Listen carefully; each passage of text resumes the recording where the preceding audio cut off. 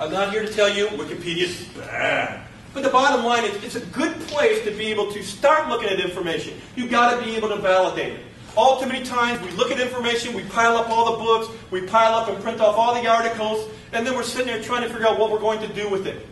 We've got to be able to look at it and validate our sources, validate our information, and be able to make a good informed decision. The next one is simply what we call inferences and interpretation. Every day of your lives, ladies and gentlemen, you're interpreting something. You're interpreting information. If you're in the medical field, how are you interpreting if the blood pressure is above 180 or 240? Gentlemen, and I don't mean to be sexist here, but how do you interpret when you simply look at your oil gauge and it's running high? What is that telling you? You know, you're interpreting information. You're interpreting things. You're interpreting videos, facial features. Every day, every second, you're interpreting or you're making inferences. You're making conclusions. And the bottom line is if you don't have some type of process to be able to make good conclusions and good inferences off of good, valid information, we make the wrong choices. Here, case in point. I now bless you, you're all middle managers. Here's the scenario. You have, you're working here at TSTC, everyone's at work, it's about 8:45, and all of a sudden, wrapped around the corner, here comes one of your fellow workers. Okay? Their dress is really wrinkly, they look like they've been shaved, no makeup, and they're walking by and go, oh, hi boss, I'm sorry for being late. And as they're going by, you smell a hint of alcohol. So, what's your conclusion, managers? Oh, they're drunk! They're fired! Really? Did you really interpret it correctly? Or was it to the fact that simply because you smelled alcohol? How many of you know that there are medications that actually give off a scent or a breath of alcohol? So, you go up there and you terminate that person, and next week you have a liability case with a lawyer with a lawsuit for unlawful termination. What have you done? You made some bad choices.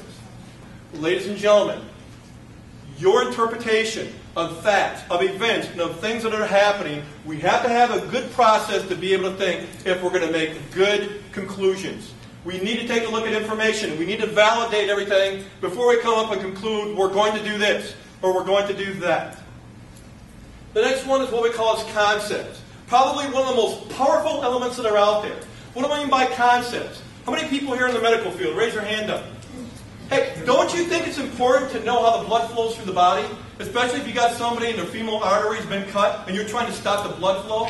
Where do you actually put the pressure point? Well, Steve, anywhere you want to. No, you're not. There's a different concept. What happens if somebody breaks their bone? What do you do with it? There's all sorts of things that we have to look at as far as concepts and theories.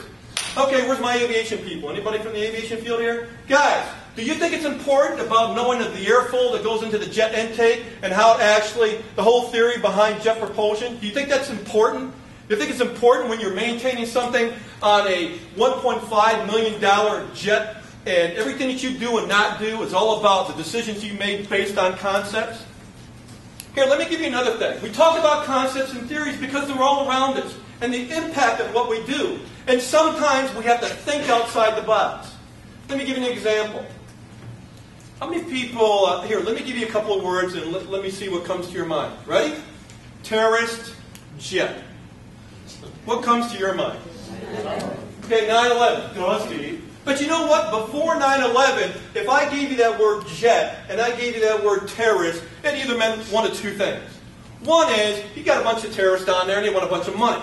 Or number two is, the terrorists want a bunch of money and they want their essays taken out of jail and they want them bought back out. One of those two things. Nobody before 9/11 ever thought that I could take a jet airliner, I could fill it up full of fuel, I could put a bunch of happy passengers on it, I could knock out the pilots, and I could crash it into a building and now turn a jet airliner into a weapon of mass destruction. How many times, ladies and gentlemen, something's happened? Maybe your car's broken down. Oh gosh, I don't have this. And all of a sudden you whip your belt out and say, wait a minute, if we take this, and cut that, it'll work for a while. What are you doing? You're using concepts, but you're thinking outside the box. And a lot of times when we're thinking and we're having to do things, we have to understand the concepts, but a lot of times we have to think outside the box. Because companies and corporations are looking for that. They want you to think outside the box. They want you to be creative. They want you to understand the concepts, but to be able to go outside the box and to be able to look at something from a whole different point of view. Now, the next one is what we call as assumptions. who? The mother of all evil, right? Steve, assumptions. But what are assumptions? Are assumptions true? Are they actually true information? How many people say yes? Look at that. No one wants to do this. Okay, can I play a game here? You ready? Who can I use? Man, can I use you? Thank you for your hand. Ladies and gentlemen, hey, do you know, look right here, there's a hot stove. Let me turn it on. Shh. Boy, you see it nice and glow? Boy, it's turning red. Okay, watch this. I'm going to take your hand, I'm going to put it on the stove, and you know what? You're going to get burned. Ready? 1, 2, 3. Is that factual?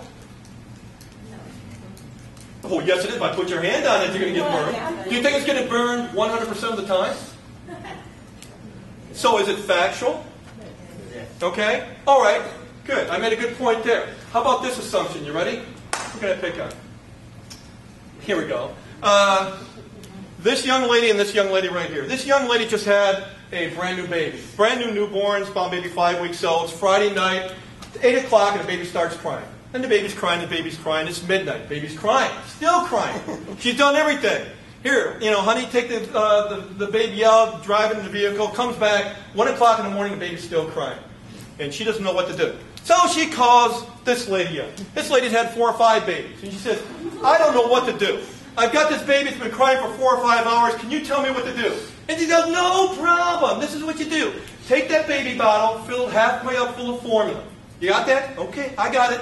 Okay, go into your husband's liquor container, and pull out, make sure it's at least 90% tequila, and fill the rest of it up with a baby bottle, and shake it up and give it to your baby. I guarantee you that the baby will sleep through the night, and you'll sleep through the night. Now, it sounds funny, but how many of you would do it in that case and scenario? A lot of times we do it. Our friends say, hey, I don't have any oil in my car. Well, look, take some baking flour, take some honey, mix it together, and put it in a crankcase, and it'll work really great. And you're like, oh, gosh, I didn't know that. Great, thanks. And we're like, remember, assumptions a lot of times are based on experience. They may be based on information, but they're typically based on experiences. What do we have to do? We have to validate those assumptions. Before we sit there and start getting the baby baby formula and vodka or tequila, we're like, wait a minute, where did you pick that up from? How did you get that? Well, a couple of my babies had that before, so I gave it to them and it worked. So it doesn't validate anything. So we have to validate our assumptions before we start making decisions, before we start running into implications and consequences. The next thing is what we call as implications and consequences. Everybody understand the difference between an implication and a consequence? Implications are what? What you think are going to happen before it happens, right? And then the consequences are afterwards, right? Let me ask you something. How many of you have made a decision, maybe in the last 2 years, to where you looked at it and went, oh my God, why did I do that? Let me ask you something. As you're sitting here collectively thinking, did you ever, before you made that decision, sat there and thought in your mind, wait a minute, before I make that, what do I think are my implications? How can I break these down? What do I think are maybe the probable implications? Oh, what are going to happen if I say, I do baby? All right? What do I think are the potential implications behind me saying, oh, let's buy that car. That's okay. It's a Cadillac Escalade. It's 40 grand. I have a job working at EchoStar. It's all right. Or what do I think is the inevitable consequences? Do we ever break those down, ladies and gentlemen? Do we ever take a look at those implications